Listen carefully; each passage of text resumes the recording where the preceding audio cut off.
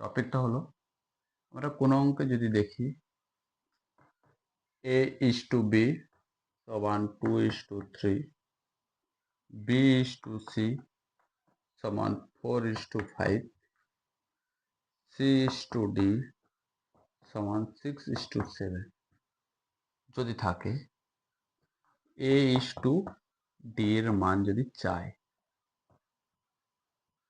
কিভাবে বার করব? সবচেয়ে সোজা নিয়ম হলো কি করব,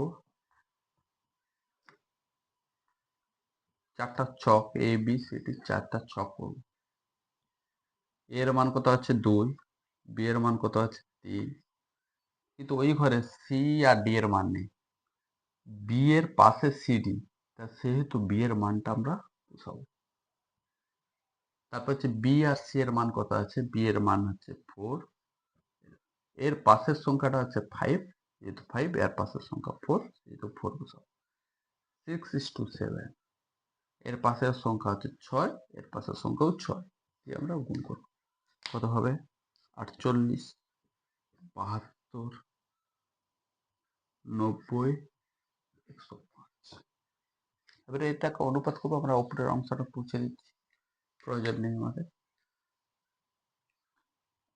a/d মান কত হবে 48:105। ঠিক আছে, কাটাকাটি করলে কত হলো 16 এবং 35, 16:35।